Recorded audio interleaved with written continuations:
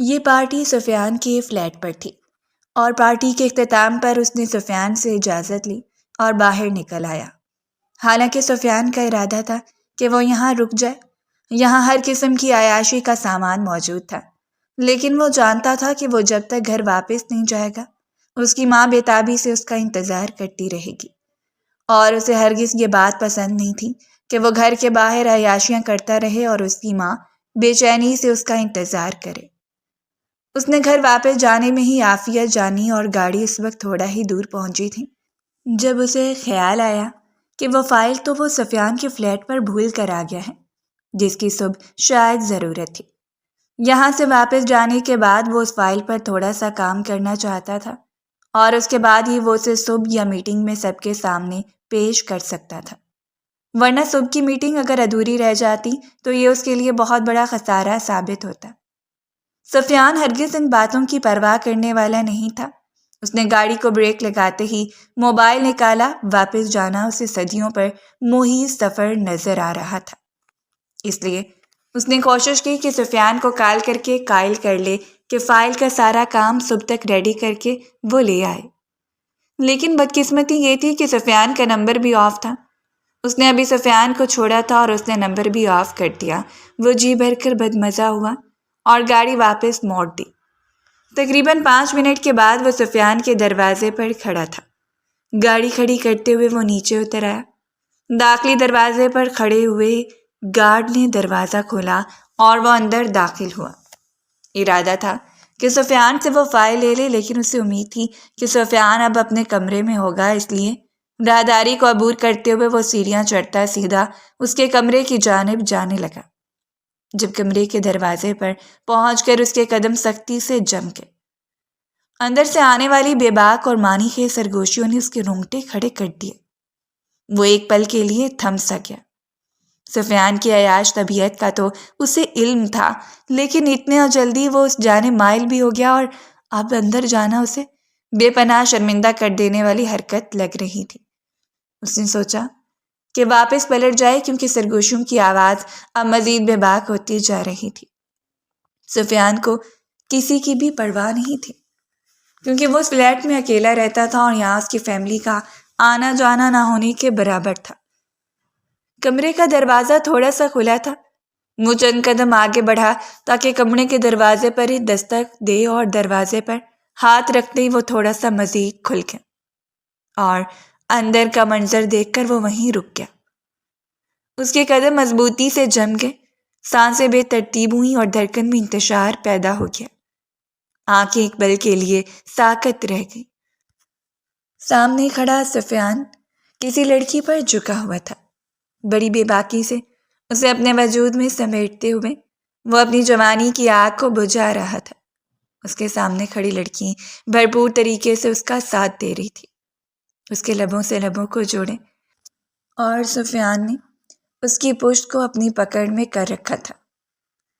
Black colour کی chiffon کی ساڑی نے اسے بری طرح متوجہ کیا۔ اس ساڑی نے لڑکی کے جسم کو مکمل طور پر لپیٹ رکھا تھا۔ بازو سفیان کی گردن کے ارد گرد لپٹے ہوئے تھے اور بال کندھے پر پھیلائے ہوئے تھے۔ صرف ایک پل میں ہی وہ واپس پلٹ گیا۔ یہاں رکنا اسے وبال جان لگ رہا تھا۔ اسے اچھا نہیں لگا۔ یہ کون لڑکی تھی جو سفیان کو اتنا جلدی میسر آ گئی؟ اسے اندازہ تو نہیں تھا، لیکن جو تھی اسے اس چیز کی کوئی پرواہ نہیں تھی، اس لیے ایک نظر ان پر ڈال کر وہ وہاں سے ہٹ گیا۔ لیکن حیرت انگیز بات یہ تھی کہ اس لڑکی کی پشت، اس کے بال اور ساڑی نامحسوس طریقے سے اس کے ذہن پر ثبت ہو کر رہ گئی۔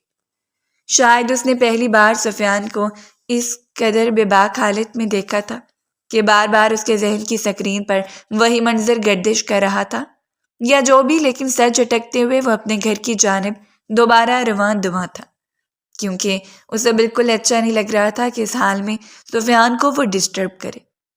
اگر سفیان کو ذرا سا بھی خیال ہوتا تو وہ اپنے کام کو مکمل کر لیتا، لیکن اب کچھ نہیں کیا جا سکتا تھا، اس لیے اس کے پاس کمپرومائز کرنے کے علاوہ کوئی چارہ نہیں تھا۔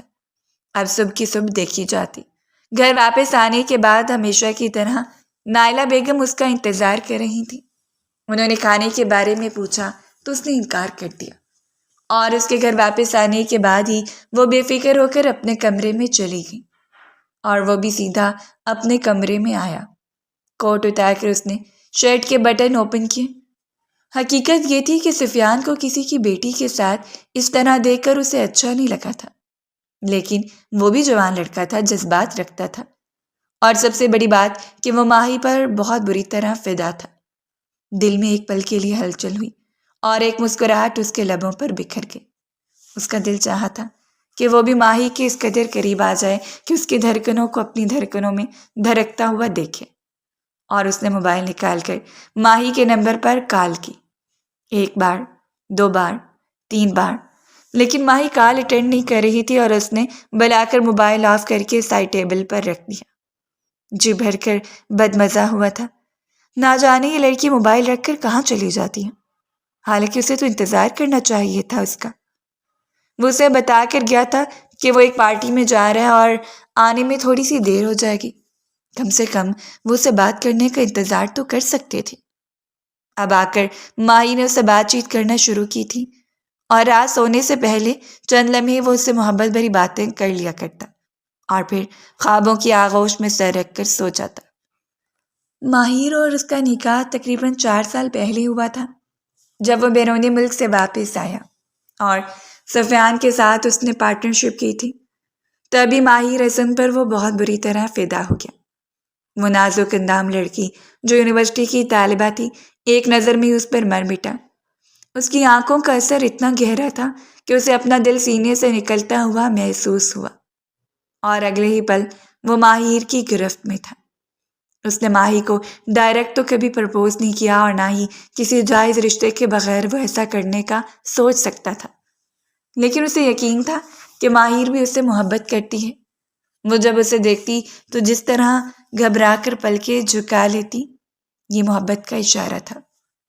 شامیر کو اپنے سامنے دیکھ کر اس کے چہرے پر حیا کے رنگ دیکھا جاتے، اور ان رنگوں سے وہ کیسے متعارف نہ ہوتا۔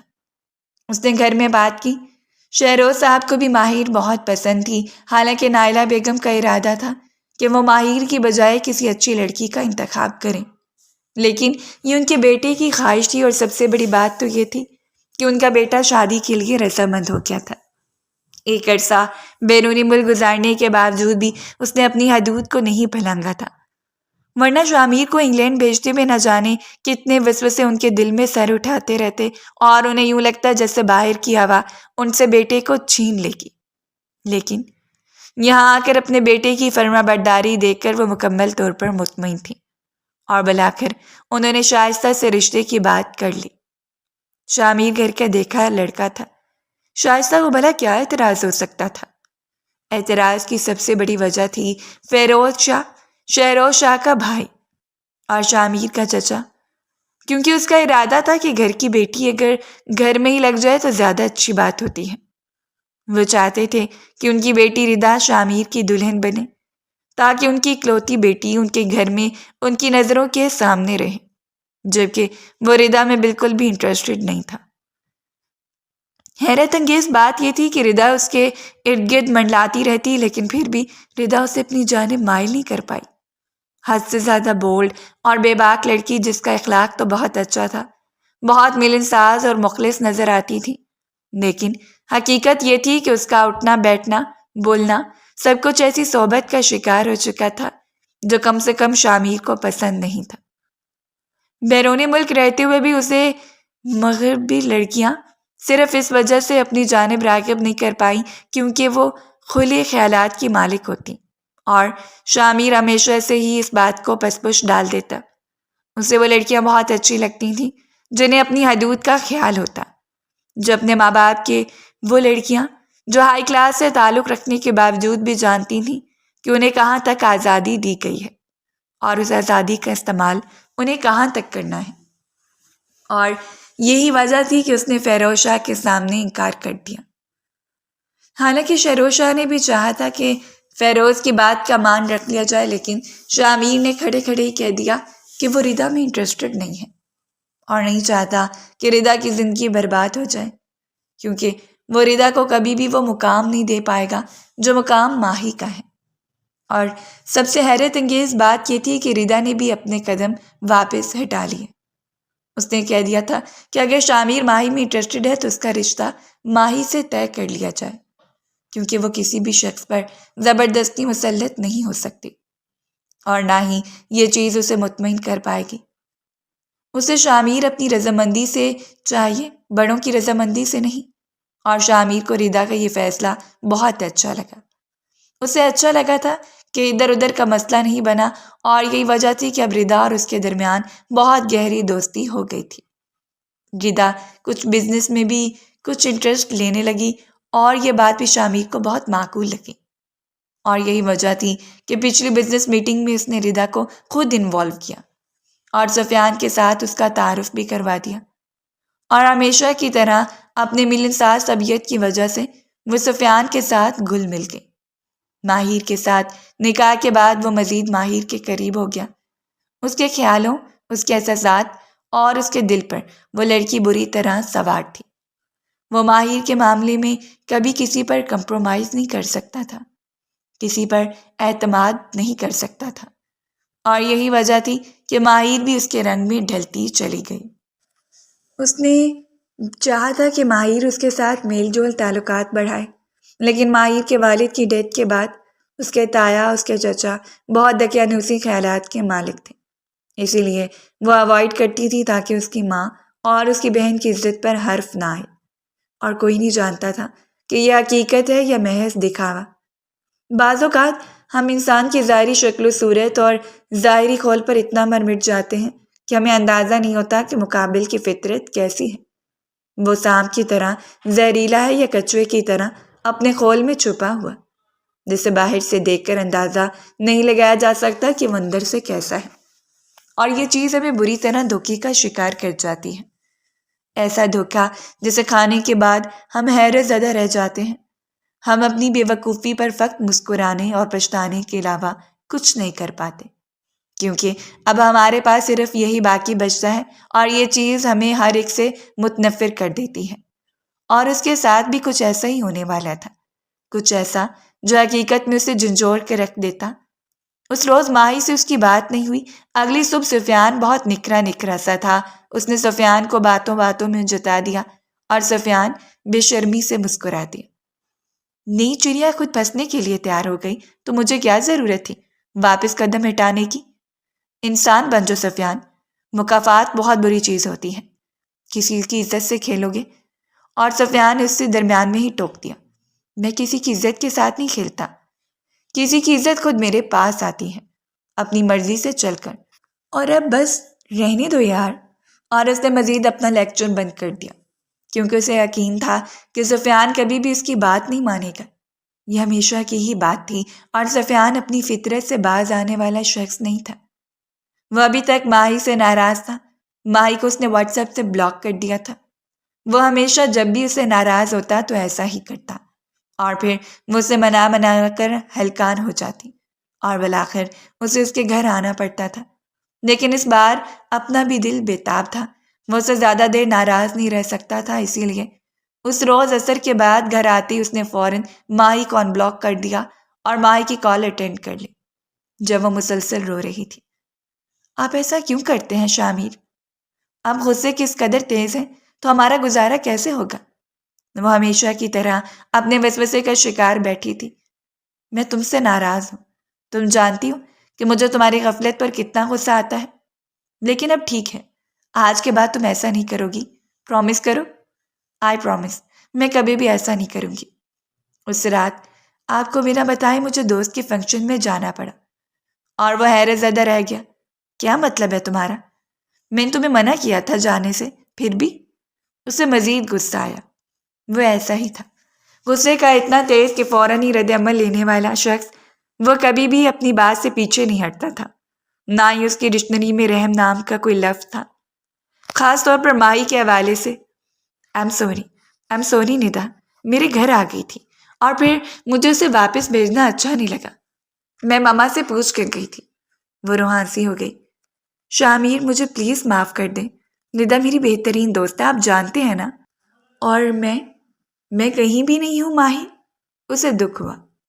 آپ میری ہر جگہ پر ہیں، میرے لیے سب سے پہلے، میرے لیے مقدم شخص، لیکن پلیز میری مجبوری سمجھ کر معاف کر دیں۔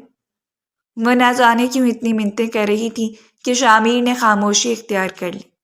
ٹھیک ہے، مجھے اپنی پکس بھیجو، فنکشن کے دوران جو لی گئی تھی۔ شامیر نے اگلا حکم صادر کر دیا۔ فنکشن کے دوران تو کوئی پک نہیں بنائی، کیونکہ میں موبائل گھر ہی بھول گئی تھی، اسی لیے تو آپ کی کال اٹینڈ نہیں کی۔ ہاں، گھر واپس آنے کے بعد کچھ پکچرز لی تھیں، وہ میرے پاس ہے، میں آپ کو بھیجتی ہوں۔ اور اگلے ہی سیکنڈ میں وہ پکچر شامیر کے سامنے آ چکی تھی۔ اس نے پک پر کلک کیا اور دیکھتے ہی دیکھتے اس کی آنکھوں کی، اس کے چہرے کی رنگت بے تحاشا سرخ ہو گئی تھی۔ وہ حیرت زدہ رہ گیا۔ یہ بلیک ساڑی، یہ تو سیم ٹو سیم وہی تھی۔ چناکے سے ایک وجود اس کے ذہن میں آ گیا اور اگلے ہی پل اس نے گھبرا کر ماہی کی کال ڈسکنیکٹ کر دی۔ وہ بڑی باریک بینی سے اس ساڑی کو دیکھ رہا تھا اور اس کے ذہن میں وہ منظر گردش کر رہا تھا جب وہ لڑکی سفیان سے لپٹی ہوئی تھی۔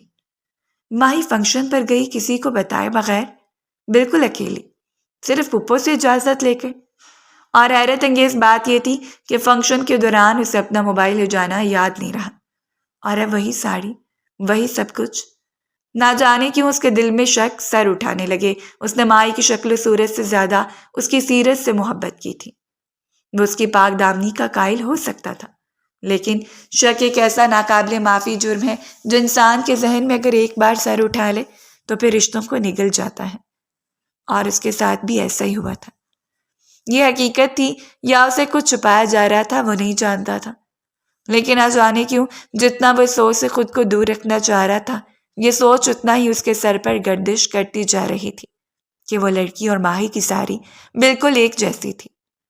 ماہی نے اسے بیگ سے بھی ایک پک بھیجی تھی، اور جسے وہ بے یقین نظروں سے دیکھ رہا تھا۔ وہ ٹھنڈے ٹھار پسینوں میں بھیگنے لگا۔ کوئی اتفاق اتنا گہرا نہیں ہو سکتا۔ شیطان نے اس کے کان میں سرگوشی کی تھی۔ میاں بیوی کے رشتے میں جب درار آنے لگتی ہے تو شیطان اس میں اپنا اہم کردار ادا کرتا ہے، اور اس کے دل میں بھی شک کی درار ڈالنے میں نہ جانے کتنے لوگوں کا ہاتھ تھا، لیکن وہ ابھی سمجھ نہیں پا رہا تھا۔ سر جھٹکتے اس نے خود کو اس سوچ سے باز رکھا۔ وہ ایسا کچھ بھی سوچنا نہیں چاہتا تھا، لیکن اگلے دن جو ہوا وہ ناقابل یقین تھا۔ ضروری میٹنگ میں سفیان کا موبائل اس کے پاس رہ گیا جب اس نے سفیان کے نمبر پر آنے والے میسج کو دیکھا۔ سامنے لکھے ہوئے نام نے اسے حیرت کا شکار کر دیا، ماہر حسد۔ بالکل اسی نام سے نوٹیفیکیشن آیا تھا۔ وہ نمبر پر زیادہ غور نہیں کر پایا، لیکن نام ماہر کا تھا، اور اگلے ہی لمحے سفیان نے موبائل اٹھا لیا اور باہر چلا گیا۔ وہ ونڈو سے اس کے تاثرات کا جائزہ لیتا رہا۔ وہ بات کر رہا تھا اور بات کرتے ہوئے اس کی آنکھیں مسکرا رہی تھیں۔ اس کے تاثرات موبائل سے ٹکرانے والے، اس کے لب اور غصے میں بھیجی شامیر شاہ کی مٹھیاں، تنی ہوئی رگیں اور سرخ چہرہ۔ وہ کیسے یقین کر سکتا تھا کہ ماہر اسے اتنا بڑا دھوکہ دے رہی ہے؟ کل جو کچھ ہوا، ان تصویروں کا اور اس لڑکی کا اس قدر سیم ہونا، اور اس کے بعد اور اب ماہر کے نام سے آنے والی نوٹیفیکیشن ہے۔ وہ سفیان کو بہت اچھی طرح جانتا تھا۔ وہ ہمیشہ سے لڑکیوں میں انٹرسٹڈ ہے، ایک سے بڑھ کر ایک، اور ہمیشہ سے ہی اس نے ماہر کو سفیان کی نظروں سے دور رکھا۔ حالانکہ اس نے کتنی بار کہا تھا کہ بھابھی کا انٹروڈکشن کروا دے، بھابھی سے ملاقات کروا دے، لیکن وہ سفیان کی فطرت سے واقف تھا اور نہیں چاہتا تھا کہ سفیان کی نظر ماہر پر پڑے۔ لیکن یہ سب کچھ کیا تھا، وہ جھنجھلا کر رہ گیا، اور اس روز نہ چاہتے بھی اس نے گاڑی کا رخ شائستہ پھپھو کے گھر کی جانب موڑ دیا۔ وہ ماہر سے ملاقات کرنا چاہتا تھا، اس سے پوچھنا چاہتا تھا، اسے اس ساڑی میں خود دیکھنا چاہتا تھا کہ وہ کیسی لگتی ہے، کیونکہ اس وقت اس کا ذہن جتنا گرم تھا وہ خود کو ایک پل کے لیے بھی اطمینان میں محسوس نہیں کر رہا تھا۔ شائستہ پھپھو کو نپے تلے لہجے میں سلام کرنے کے بعد وہ سیدھا ماہر کے کمرے میں چلا گیا، اور وہ اپنے کمرے میں ہی موجود تھی، کسی سے فون پر بات کر رہی تھی۔ وہ اندر داخل ہوا۔ وہ مسکراتے ہوئے بات کر رہی تھی اور اس کا پارا ایک بار پھر ہائی ہو گیا۔ وہ بالکل اس کے سر پر کھڑا ہو گیا۔ کس سے بات کر رہی ہو؟ اس کے لہجے میں کچھ تھا۔ مائی نے فوراً موبائل کان سے ہٹایا اور اس کا چہرہ دیکھنے لگی۔ آپ یوں بغیر بتائے آ گئے؟ کیسے ہیں آپ؟ اس نے نامحسوس طریقے سے کال ڈسکنیکٹ کر دی تھی اور موبائل سائڈ ٹیبل پر رکھ دیا۔ لیکن شامیر کو نہ جانے کس بات کا غصہ تھا، اس نے جھکتے ہوئے موبائل اٹھایا اور دیوار پر دے مارا۔ موبائل کنکریوں کی صورت میں بکھر گیا اور ماہی حیرت سے اسے دیکھتی رہ گئی۔ شائستہ پھپھو بھی دہلتے ہوئے دل کے ساتھ دروازے پر آ کر کھڑی ہو گئی۔ سب حیران تھے، شامیر اس کے سر پر کھڑا تھا۔ کہاں ہے تمہاری وہ بلیک ساڑی؟ مجھے ابھی پہن کر دکھاؤ گی تو؟ ابھی اور اسی وقت میرے سامنے پہن کر آؤ۔ اور ماہر بس حیرت سے پٹی پٹی نظروں سے اسے دیکھتی رہ گئی۔ کیا ہو گیا شامیر؟ کیا کچھ ہوا ہے؟ اس کے لب کانپ گئے۔ اس کی چنگاٹی ہوئی آواز سے نور بھی اپنے کمرے سے باہر نکل آئی، جو کہ خود حیرت کا شکار کھڑی تھی۔ کچھ ہی دیر کے بعد ہی وہ اپنے وجود کو ساڑی میں لپیٹ کر آئی اور شامیر اسے دیکھتے ہوئے دنگ رہ گیا۔ اپنی پشت پھیرو، اس نے اگلا حکم صادر کیا تھا اور وہ سرخ ہو گئی۔ شامیر، یہ کیسی باتیں کر رہے ہیں آپ؟ شائستہ پھپھو نے 2 قدم آگے بڑھائے۔ شامیر بیٹا، کیا ہوا ہے؟ کیا کچھ ہوا ہے؟ ان کا لہجہ بھیگا ہوا تھا۔ پھپھو پلیز جائیں یہاں سے، میں ماہی سے بہت ضروری بات کرنا چاہتا ہوں۔ اور شائستہ ایک نظر ماہر پر ڈال کر کمرے سے باہر چلی گئی۔ نور بھی ان دونوں کو ان کے حال پر چھوڑ کر کمرے سے باہر نکل گئی تھی، کیونکہ اسے اچھا نہیں لگا تھا اپنی بہن اور بہنوئی کے معاملات میں دخل اندازی کرنا۔ لیکن شامیر کی چنگاڑتی ہوئی آواز باہر سے آ رہی تھی۔ اس نے بال ماہی کے کندھے پر پھیلا دیے اور بیگ، سب کچھ وہی تھا۔ اس رات کہاں تھی تم؟ اس کا اگلا سوال، اور ماہر ساکت رہ گئی۔ میں نے آپ کو بتایا تھا۔ اس سے پہلے کہ وہ اپنی بات مکمل کرتی، شامیر نے سختی سے اس کا منہ دبوچ لیا۔ بکواس کرتی ہو تم، جھوٹ بولتی ہو۔ میں نے خود تمہیں اپنی آنکھوں سے دیکھا تھا، وہ تم تھی جو سفیان کی باہوں میں جھول رہی تھی، اور پھر تمہارے نمبر سے آنے والا نوٹیفیکیشن۔ تم سفیان کے ساتھ رابطے میں ہو؟ کیسے جانتی اسے؟ اس نے اپنی جانب سے زہر اگلا تھا اور ماہی دل پر ہاتھ رکھتے ہوئے وہیں بیڈ پر بیٹھتی چلی گئی۔ آپ کیسی باتیں کر رہے ہیں؟ اس نے ابھی تک اپنے لہجے کو دھیما رکھا ہوا تھا، لیکن اس کے جو کچھ کہہ رہا ہوں سچ کہہ رہا ہوں۔ میں سوچ بھی نہیں سکتا تھا کہ تم بھی منافقت میں ڈوبی ہوئی وہی مغربی طرز کی لڑکی ہو۔ آخر ایک لڑکی ہی ہو نا، اب تک تو تمہاری عمر بھی کافی ہو چکی ہے۔ 25 سال کی ہو تم۔ تمہیں کیسے یقین کر سکتا ہوں کہ تمہارے وجود میں جوانی کی وہ آگ نہیں سلگتی ہوگی، وہ تمہیں بےتاب نہیں کرتی ہوگی، اور اس کو بجھانے کے لیے تم یوں غیروں کا سہارا لے رہی ہو اپنے شوہر کے ہوتے ہوئے۔ مائی نے اس کے سینے پر ہاتھ رکھ کر اسے خود سے دور دھکیل دیا۔ شامیر، زبان سنبھال کر بات کریں۔ اس کا لہجہ پہلی بار شامیر کے سامنے سخت ہوا تھا۔ آوازیں حد سے بڑھنے لگیں تو شائستہ بیگم نے ایک بار پھر مداخلت کی تھی۔ کیا ہوا شامیر؟ کچھ مجھے بھی بتاؤ، میرا دل بیٹھا جا رہا ہے۔ ان کی طبیعت خراب ہونے لگی تھی۔ وہ بلڈ پریشر کی مریضہ تھیں اور کبھی بھی اس طرح کے حادثے برداشت نہیں کر سکتی تھیں۔ پھپھو، اس سے پوچھیں کہ یہ اس رات کہاں تھی؟ میں نے اسے اپنی آنکھوں سے دیکھا تھا اپنے پارٹنر سفیان کے ساتھ، اس کے کمرے میں، بالکل اسی ساڑی میں، اس طرح اسی کی آواز تھی۔ وہ اندھا ہو گیا تھا۔ کاش میں اس روز پلٹ آنے کی بجائے آگے بڑھ کر اسے رنگی ہاتھوں پکڑ لیتا۔ اور شامیر کے لگائے ہوئے الزام پر وہ بری طرح رو رہی تھی۔ شامیر، آپ کیسی باتیں کر رہے ہیں؟ آپ مجھ پر اتنا گھٹیا الزام لگا رہے ہیں؟ میں آپ کی بیوی ہوں۔ شائستہ بیگم تو خود حیرت اور بے یقینی میں تھی۔ نہیں بیٹا، ندا خود آئی تھی، اور یہ ندا کے گھر ہی اس کی فیملی فنکشن میں تھی، جہاں اس کی یونیورسٹی کی ساری لڑکیاں موجود تھیں۔ پھپھو، تو پھر اس کے پاس فنکشن کی کوئی بھی تصویر کیوں نہیں ہے؟ مجھے بتائیں، اگر یہ فنکشن میں تھی تو پھر اس کے پاس تصویر کیوں نہیں ہے؟ یہ موبائل اپنا گھر چھوڑ کر گئی تھی، ہر بات کا بہانہ ہے اس کے پاس۔ حقیقت تو یہ ہے کہ اب میری آنکھیں کھلی ہیں، مجھے پتہ چلا ہے کہ حقیقت میں بد کردار لڑکی ہے۔ میں نے خود اس کے نام سے نوٹیفیکیشن آتا ہوا دیکھا ہے۔ میں اتنا پاگل نہیں ہوں کہ راہ چلتے لوگوں کی باتوں پر یقین کر لوں۔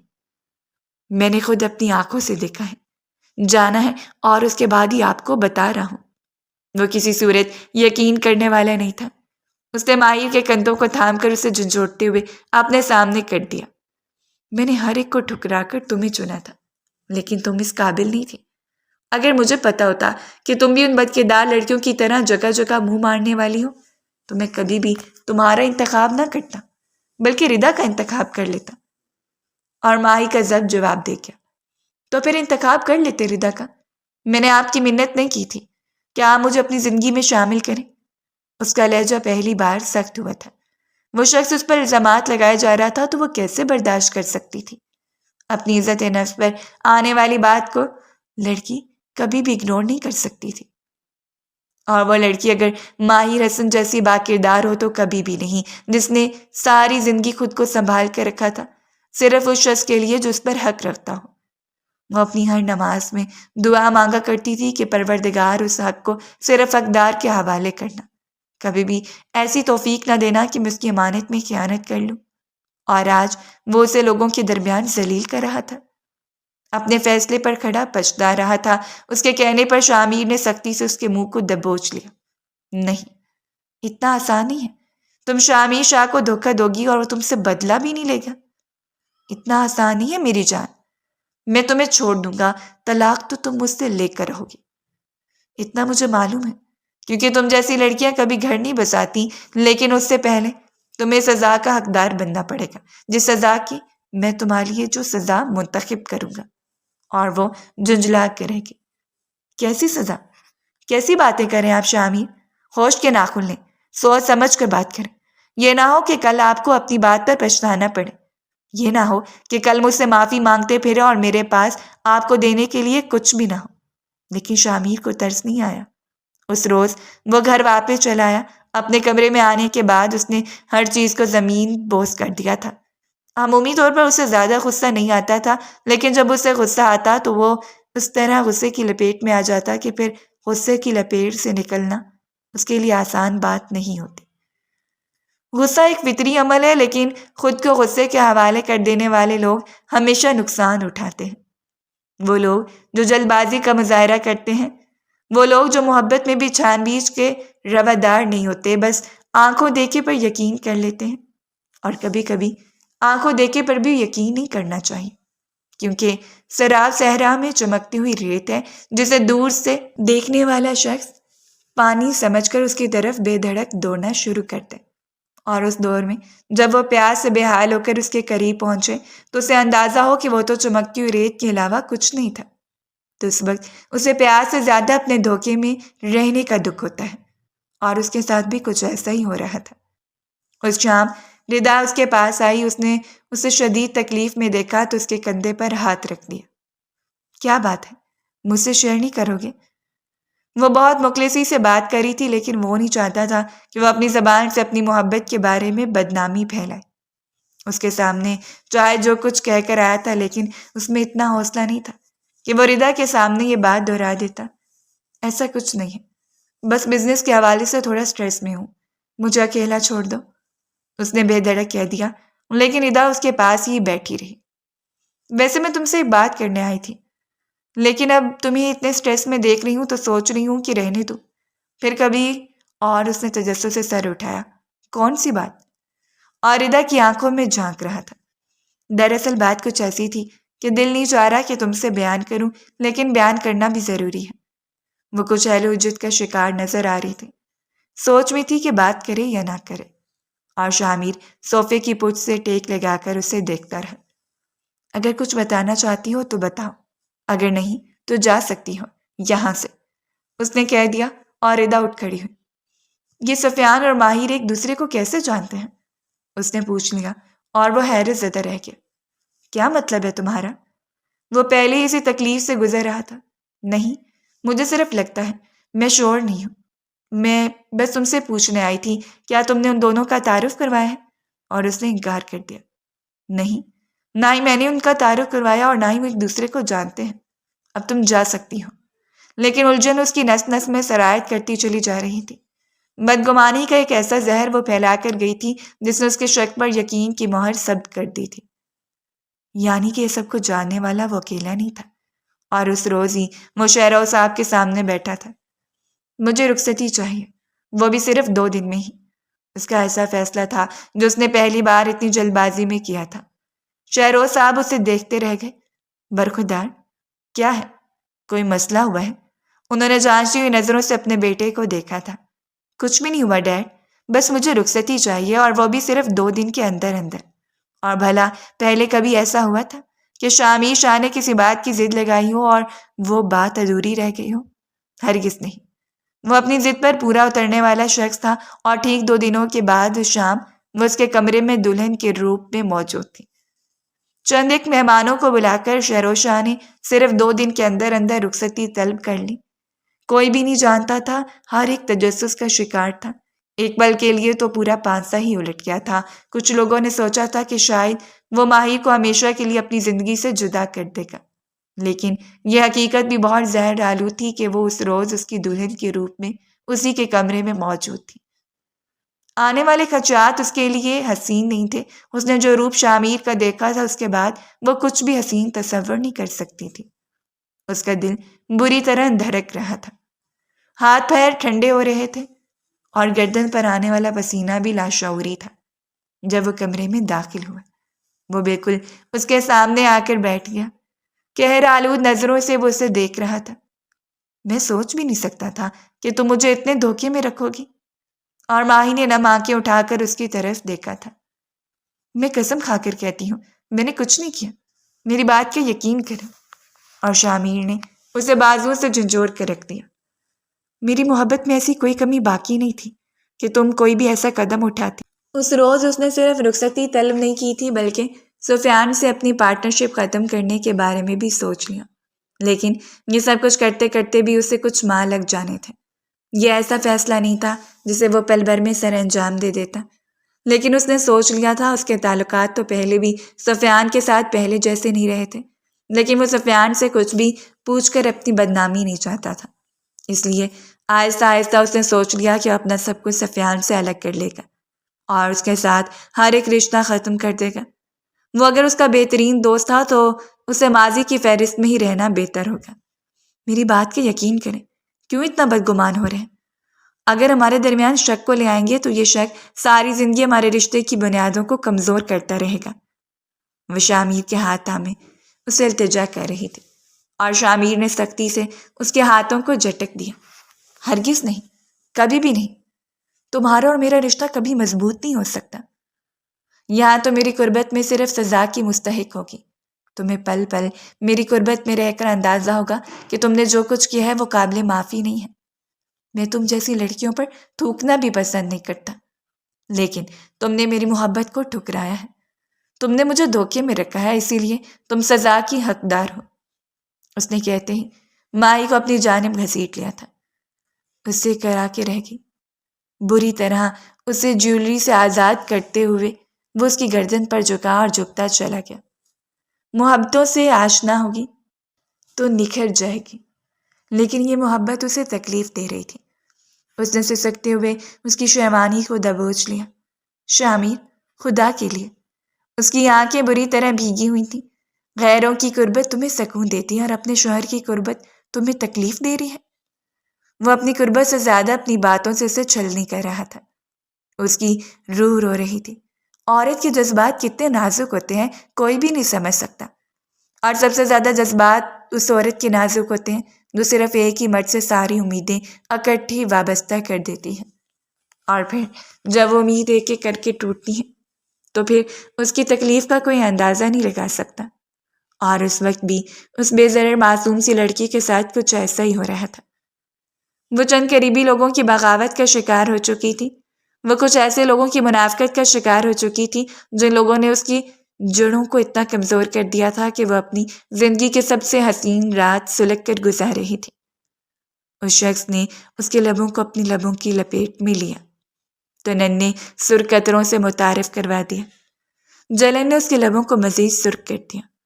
وہ بری طرح رو رہی تھی اور وہ اس کی گردن سے ہوتے ہوئے اس کے وجود پر چھاتا چلا جا رہا تھا، کسی مہربان بارش کی طرح نہیں بلکہ کسی آندھی طوفان کی طرح جو اس کے وجود کو بکھرنے پر مجبور کر رہی ہو۔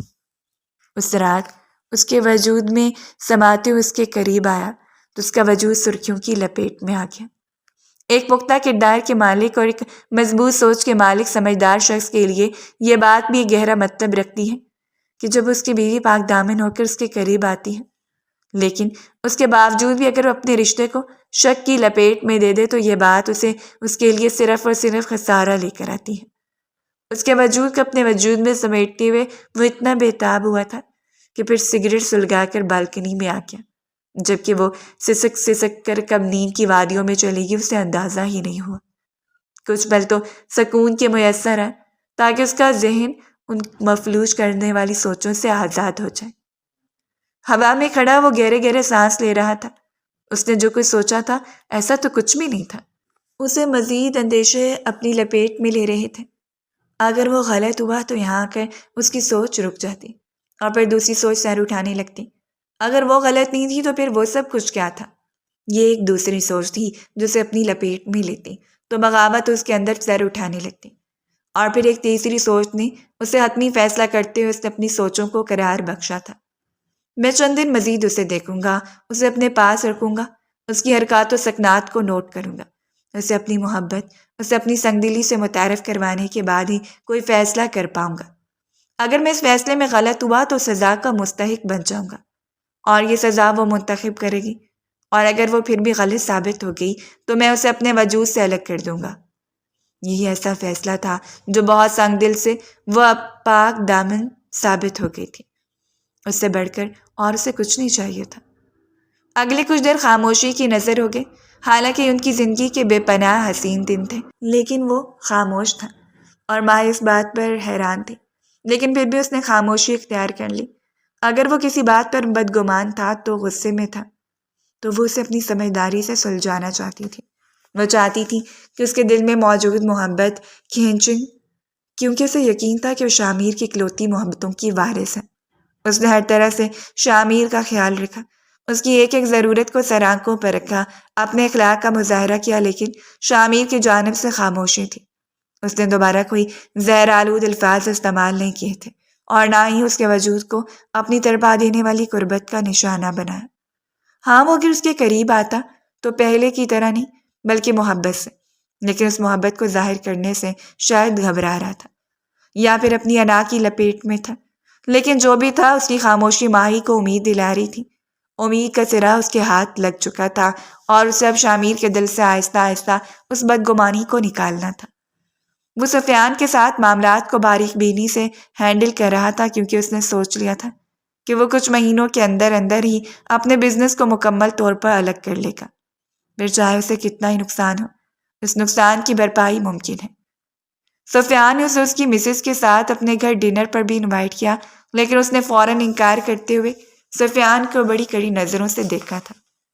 میری مسز کو پسند نہیں ہے کہ میں اسے ہر ایرے غیرے کے گھر لے کر جاؤں، اسی لیے آئندہ احتیاط کرنا، صرف مجھ تک ہی محدود رہنا، میری مسز کے بارے میں چھان بین کرنے سے گریز کرنا۔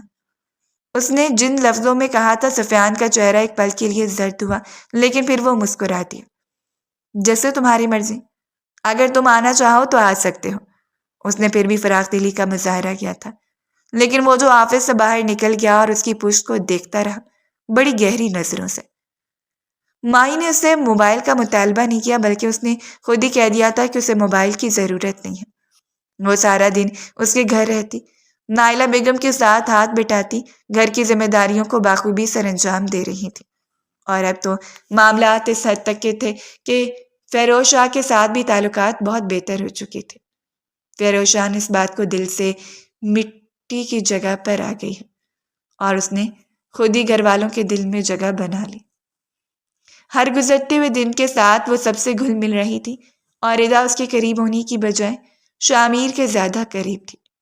شامیر اور اس کے درمیان دوستی آج بھی ویسی ہی تھی، اور حیرت انگیز بات یہ تھی کہ اس نے کبھی بھی رضا اور شامیر کی دوستی پر شک نہیں کیا۔ رضا ہمیشہ کی طرح اپنے بولڈ انداز پر قائم تھی، لیٹ نائٹ پارٹیز اٹینڈ کرنا، اپنے میل فرینڈز کے ساتھ گھومنا پھرنا، اسے کسی بھی چیز کی اور روک ٹوک نہیں تھی۔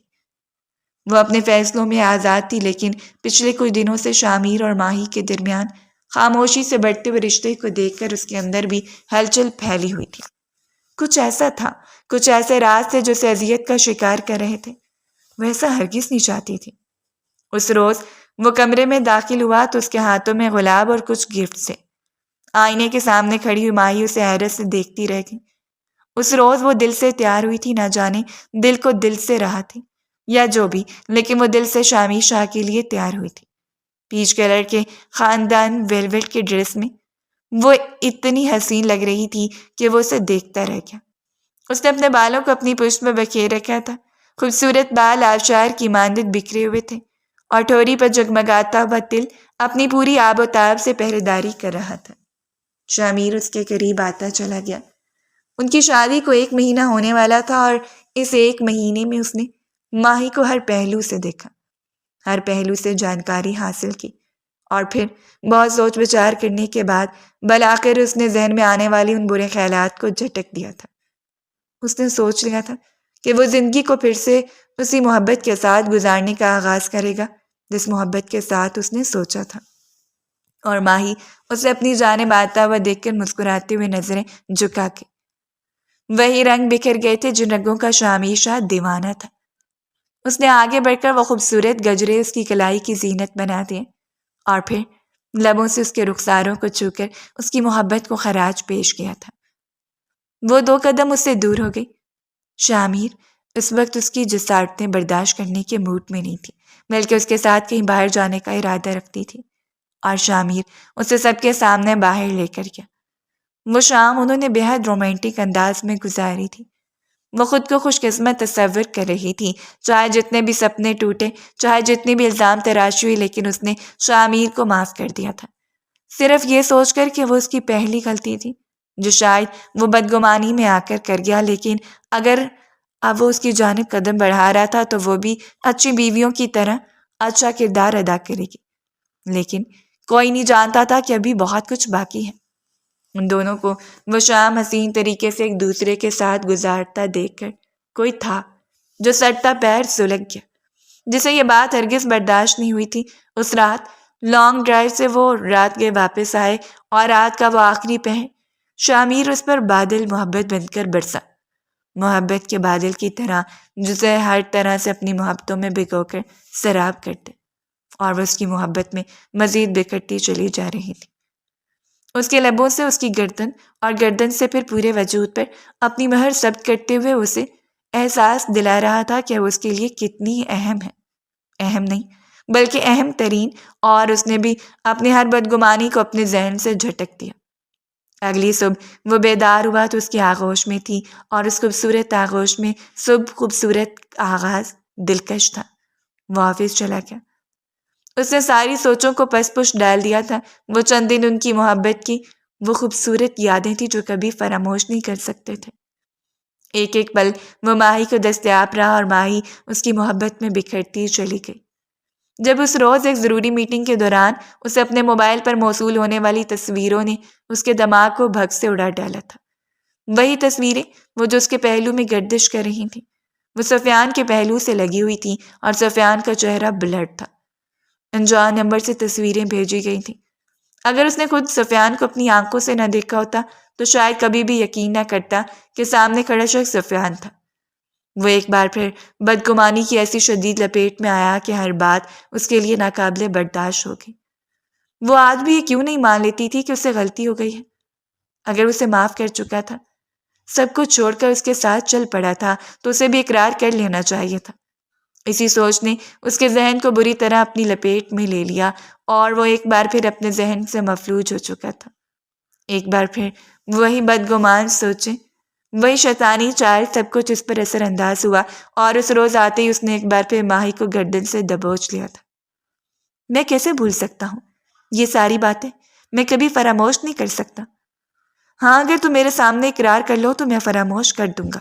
اور وہ حیرت سے اسے دیکھتی رہ گئی۔ شامیر، اس کے لبوں نے ہلکی سی سرگوشی کی تھی، اور شامیر نے اسے اپنے پیروں میں جھکا لیا۔ میرے پیروں پر ناک رگڑتے ہوئے معافی مانگو اور اقرار کرو کہ تم ہی تھے اس رات۔ میں کبھی اقرار نہیں کروں گی، وہ میں نہیں تھی، میں قسم کھا کر کہتی ہوں۔ وہ ضد پر اٹک گئی۔ وہ کبھی اس بات کا اقرار نہیں کر سکتی تھی جو کچھ اس نے کیا ہی نہ ہو۔ شامیر اسے بالوں سے کھینچتے ہوئے سب کے سامنے لے آیا اور اسے فرش پر پٹک دیا۔ سب لوگوں کے سامنے وہ بے بس بے یار و مددگار پڑی رہی۔ نائلہ بیگم نے آگے بڑھ کر اسے سہارا دیا تھا۔ شامیر، اب اس کے قریب مت آنا۔ شہروز صاحب کی دھار پر وہ رک گیا۔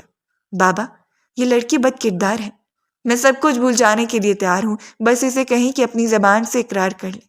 اور وہ نفی میں گردن ہلاتے ہوئے شہروز خان کو دیکھ رہی تھی۔ میں کبھی اقرار نہیں کروں گی، یہ میں نے نہیں کیا، چاہے آپ مجھے زندہ جلا دیں تب بھی۔ اور نائلہ بیگم نے دکھ سے ان دونوں کو دیکھا تھا۔ آج وہ کس قدر خوبصورت سرپرائز پلان کیے ہوئے تھی کہ اسے خوشخبری دے گی وہ باپ بننے والا ہے، اور وہ شخص ایک بار پھر اسی شیطانی چال میں آ گیا، یعنی وہ اس کی پاک دامنی کا ثبوت لیے کر بھی چین نہیں آیا تھا اور ایک بار پھر اس پر برس رہا تھا۔ اس روز یہ تجدید علیحدہ کمرے میں نہیں کی گئی تھی، اس روز یہ تجدید سب کے سامنے کی گئی تھی۔ اس نے شامیر کو خود سے دور دھکیل دیا تھا۔ شامیر کچھ بھی سمجھنے کے موڈ میں نہیں تھا، وہ بس اس پر ڈھا رہا تھا، اس پر چلا رہا تھا، اور اس روز وہ چپ چاپ اسے ہر تعلق اسے پش پٹ ڈالتے ہوئے اپنی شال اٹھا کر اس گھر سے نکل گئی۔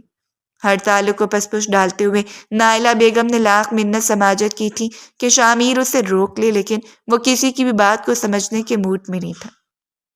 نائلہ بیگم نے اسے کہہ دیا کہ وہ تمہارے بچے کی ماں بننے والی ہے، لیکن وہ ایسے ہی ڈٹ کر کھڑا رہا۔ وہ جب تک میرے سامنے اقرار نہیں کرے گی میں ہرگز نہیں مانوں گا۔ رہی بات اس نمبر کی تو وہ نمبر اس نے ٹریس کرنے کے لیے دے دیا تھا۔ اس نے نمبر کی اس سے ساری جانکاری چاہیے تھی، لیکن نہ صرف وہ نمبر بند کر دیا گیا بلکہ اس کے بارے میں اور کوئی معلومات بھی نہیں تھی۔ یعنی جس نے جو کچھ کیا تھا بہت سوچ سمجھ کر کیا تھا، لیکن شاید وہ سب لوگ یہ نہیں جانتے تھے کہ اب مکافات تو ان لوگوں کو اپنی لپیٹ میں لینے کے لیے آ چکا ہے۔ ردا نے جو کچھ کروایا تھا صرف شامیر کو حاصل کرنے کے لیے کروایا تھا۔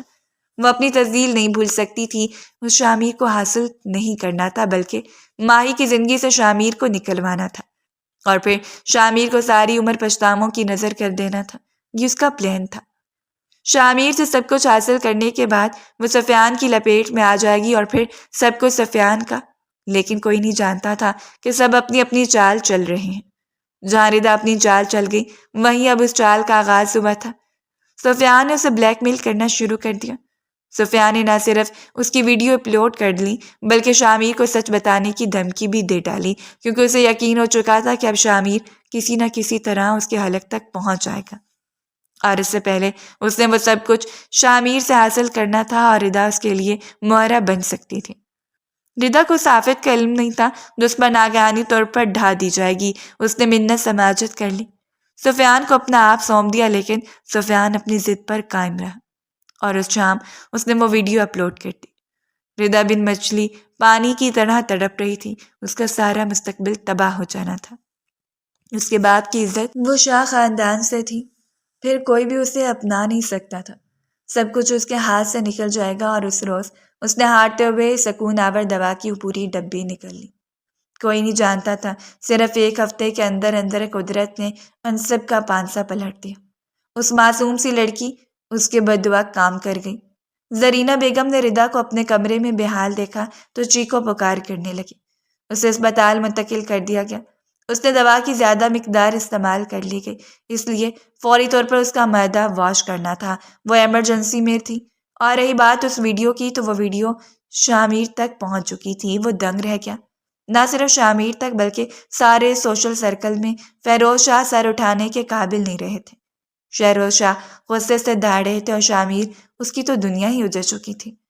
وہ کبھی بھی نہیں سوچ سکتا تھا کہ اس کی دوست جسے وہ اتنی مخلص نگاہوں سے دیکھتا تھا اس کے ساتھ یہ چال چلی گئی۔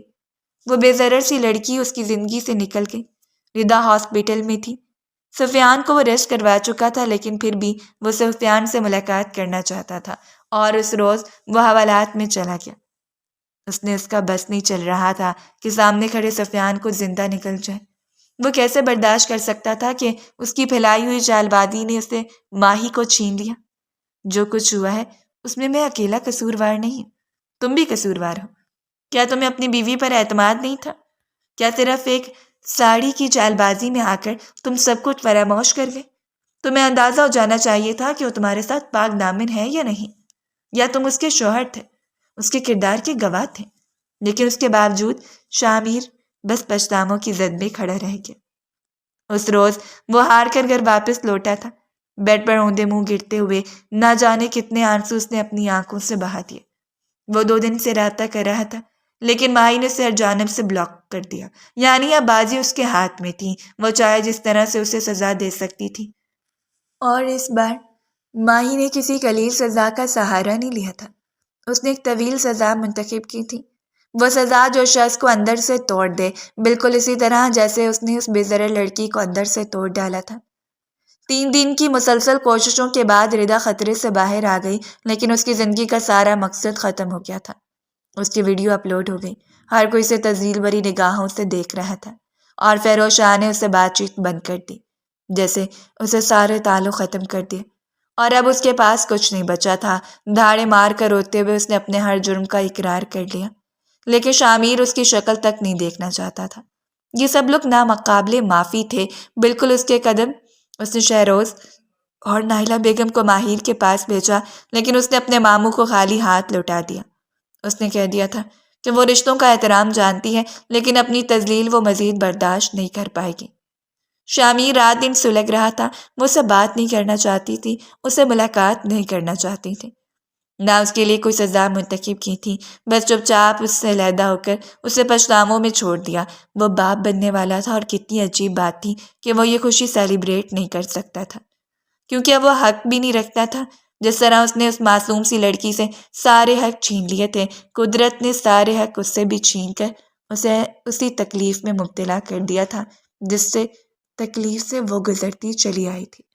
لیکن پھر بھی اس نے شامیر کو ایک موقع دیا، لیکن شاید وہ اس قابل نہیں تھا۔ جھوٹ کبھی بھی چھپا نہیں رہتا، حقیقت ایک نہ ایک دن نکل ہی آنی تھی، لیکن وہ انتظار نہیں کر پایا۔ بجائے اس کے کہ وہ مجرموں کو پکڑتا، اس نے اپنی محبت کو ہی کٹہرے میں لا کر کھڑا کر دیا۔ اس روز وہ شائستہ بیگم سے اجازت لے کر اس سے ملنے کے لیے آیا تھا، صرف ایک بار اسے دیکھنے کے لیے، اور آج وہ پورے 6 ماہ کے بعد اس کے سامنے کھڑی تھی۔ بھرے بھرے وجود کے ساتھ اس نے شامیر کی نشانی کو اپنے وجود میں سمیٹ رکھا تھا۔ ممتا کے نور نے اسے پہلے سے زیادہ خوبصورت کر دیا۔ وہ ہاتھ جوڑتے اس کے قدموں میں بیٹھنے لگا جب وہ 2 قدم اس سے دور ہو گئی۔ میرے قریب آ کر مجھے اذیت مت دیں شامیر، چلے جائیں یہاں سے۔ وہ پہلے سے زیادہ مضبوط ہو چکی تھی۔ سنجیدگی سے کہتے ہوئے اس نے رخ موڑ دیا۔ صرف ایک بار مجھے معاف کر کے تو دیکھو، میں ساری زندگی تمہارے عشق کی غلامی میں گزار دوں گا۔ یہ عشق محبت کی باتیں آپ کے منہ سے اچھی نہیں لگتی۔ جن لوگوں میں ظرف نہ ہو انہیں محبت کرنے کا کوئی حق نہیں ہوتا۔ اس روز وہ سنگ دل بن گئی۔ کسی بھی مشرقی عورت کی طرح وہ بار بار اپنی تذلیل کر اپنی عزت نفس کا سودا نہیں کر سکتی تھی۔ ہو سکتا تھا زندگی کے کسی موڑ میں اسے معاف کر دے، آخر وہ اس کے بچے کا باپ تھا، ہو سکتا تھا کہ اسے ایک موقع دے دے، لیکن ابھی نہیں۔ ابھی اس میں اتنی ہمت نہیں تھی کہ وہ شخص کے ساتھ ایک بار پھر اسی محبت کا آغاز کر لیتی جس محبت نے اسے بڑے خسارے دیے تھے۔ اس روز اس نے شامیر کو واپس موڑ دیا، یہی اس کی سزا تھی۔ وہ اپنی محبت سے دور رہ کر اسے لگتا رہے اپنی اولاد سے دور، تاکہ اسے اندازہ ہو رشتے اتنے بے مول نہیں ہوتے کہ انہیں کسی بھی معمولی بات کی بنا پر توڑ دیا جائے۔ اگر آپ کو ہماری آج کی سٹوری پسند آئی تو فیڈ بیک دینا مت بھولیں، اور ہمارے چینل کو سبسکرائب کر دیں تاکہ ہماری آنے والی ہر سٹوری آپ تک پہنچتی رہے۔